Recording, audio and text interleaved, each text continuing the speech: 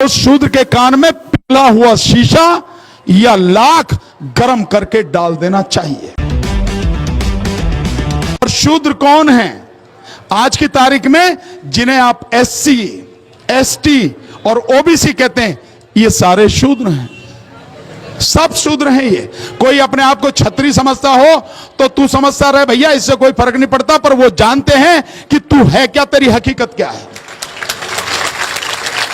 कई बार हमारे गुर्जर समाज के साथी, कई बार हमारे यादव समाज के साथी, लोधी समाज के लोध राजपूत, अबे तुम कुछ भी कह लो, उनकी नजर में तो तुम शूद्री हो। आज ही शायद स्टेटमेंट दिया है, मैंने अभी सुना एक स्टेटमेंट हुआ है, मोहन भागवत ने दिया है। देखिए, एक इतने बड़े संगठन का अध्यक्ष, एक इतने बड़े संगठन का सरसंघ चालक क्या भाषा बोलता है महिलाओं के विषय में।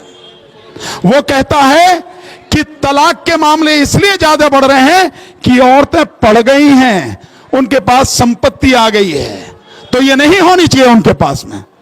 आप एक व्यक्ति की सोच देखिए कि एक इंसान को, अबे तू जो पैदा हुआ है, तुझे पैदा करने वाली मां थी, अगर वो कोख नहीं मिलती तो इस धरती पर नहीं आ सकता था तू। उसी को गाली दे रहा है, उसी कोख को गाली दे रहा है, लेकिन क्योंकि उनका एजेंडा है, महिलाओं को शूद्र समझा गया है। और शूद्र को कोई अधिकार नहीं है ना पढ़ने का, ना नौकर, ना संपत्ति जमा करने का, ना सेना में जाने का। उसका केवल एक काम है, ये ऊपर के जो तीन हैं, इनमें सबसे ऊपर जो ब्राह्मण है, ब्राह्मण, क्षत्रिय और वैश्य यानी बनिया, इन तीनों की सेवा करना ही शूद्र का काम है। ये इनके लिखे हुए कागज हैं, यही है मनुस्मृति। और इसमें और भी क्या चीज है कि जो शूद्र हैं, तो आप अपनी स्थिति समझ सकते हैं कि आप कौन है इनकी नजर में, अपनी नजर में नहीं।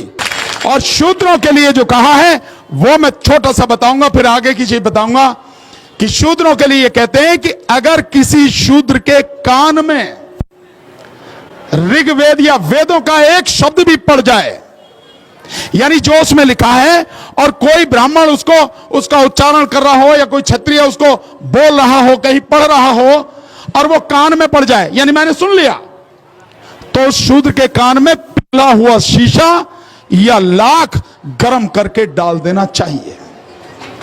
अगर वो वेदों के किसी शब्द का उच्चारण करता है, यानी बोलता है, जो वेदों में लिखा है वो बोलता है, तो उसकी जीभ काट लेनी चाहिए। ये इनके वेदों में लिखा है, ये इनकी मनुस्मृति में लिखा है। और यही नहीं, अगर कोई शूद्र किसी ब्राह्मण को गाली दे, तो ब्राह्मण को अधिकार है कि उसको मार दे। और अगर किसी ब्राह्मण ने किसी शूद्र को मार दिया, तो उसकी इतनी ही सजा है जितनी एक कुत्ते को मारने पर होती है। तो भैया, कुत्ते को मारने पर क्या सजा होती है, आप समझ सकते हो। यह है इनकी मनुस्मृति। सब्सक्राइब करें समता भारत टीवी को, बेल आइकन को प्रेस करें, साथ ही ऑल वाले बटन को क्लिक करें ताकि हमारी नई वीडियो की सूचना आपको सबसे पहले मिले।